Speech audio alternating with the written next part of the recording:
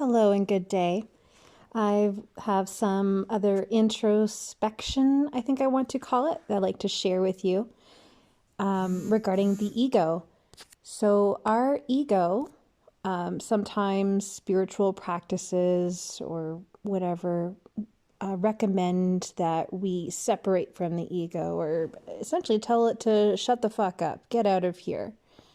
And in previous videos I've shared, I think, I've mentioned, how do you feel when someone tells you to shut the fuck up? Or how does a child react when you say, not right now, because I told you so, stop that, right?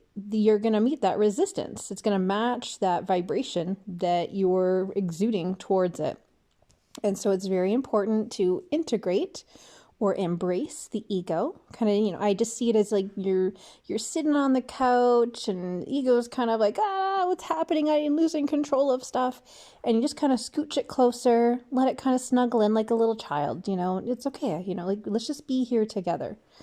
So building off of that, I just received a little bit of information from my guides that the ego, some of you know this already, is the physical mind. And we're here having a physical experience. And the ego, I'm losing my train of thought here. Let me see if I can do this. It just kind of hit me in the brain. So I come in through my intuitive brain and then I switch into my analytical to try to give you the information. So sometimes the message kind of comes and goes as I'm integrating it. So it's important. Okay, here we go. The process, right? The ego, our physical mind, our consciousness is here in this physical reality for experiences, the process.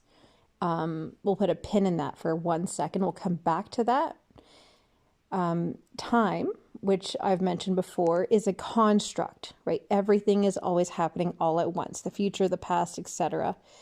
And now. So if there's something that you're going through, like right now, a lot of us are, and it feels uncomfortable, you can almost see it like a sheet of paper where you've got one side of the paper in one hand, the other side in the other hand. So you're holding this sheet of paper.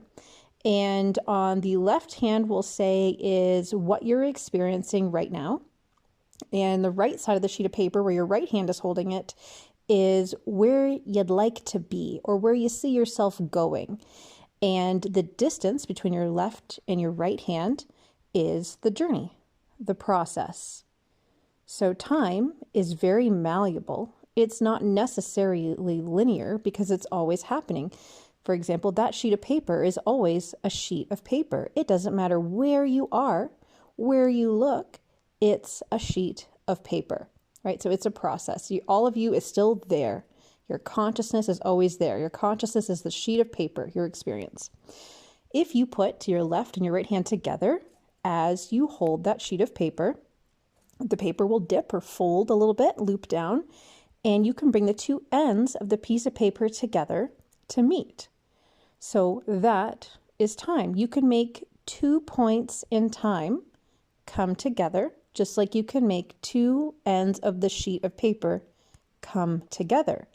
So the icky part that you're feeling and the part where you want to go, you can connect those and experience that potentiality or that actuality of that outcome.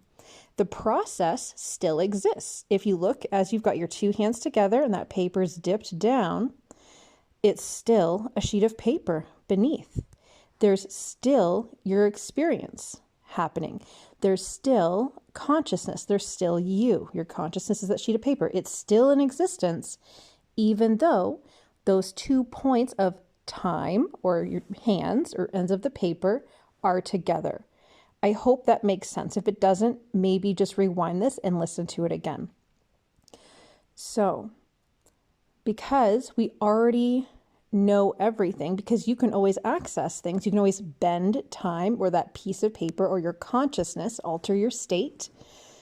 We're here in the physical with our ego, our physical mind, to have these experiences. So we are spirit having a human experience physically right now. And what we are doing is assisting this reality, this species, the collective, humanity, the trees, the plants, the rocks, all the animals, your dog, your cat, your neighbor, your kids, etc., to grow, expand, ascend, and learn. The ego represents the physical mind, that physical aspect of it. And the reason that experience is so important, and sometimes it feels pretty uncomfortable, is because you and me and everyone else experiencing this shit that's happening, that physical part is what anchors the experience to this reality. That is our rock, the grounding point for the ascension process, for the growth and expansion.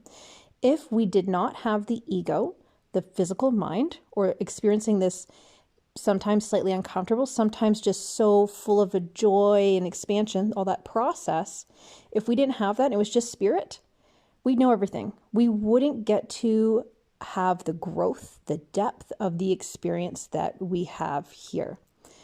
So this is another way of understanding how Source, God, the universe, divine, however you identify, is experiencing and learning and growing. And through you and I and everyone else having an ego or physical mind, that is the anchor point. We are naturally, without having to really work on it, having that experience and embracing and holding the ego close so that it may observe and experience this process. We are anchoring that light permanently in this realm, in this reality, in this timeline, so that it sticks, it stays here. By shoving the ego aside, you are robbing yourself, the collective, and other facets of yourself from being able to anchor experiences, growth, and expansion. I hope that makes sense to you. If it doesn't, please comment, please ask. Perhaps this has triggered some extra insights you'd like to add on to this conversation, which I would absolutely love to engage in. Have a great day.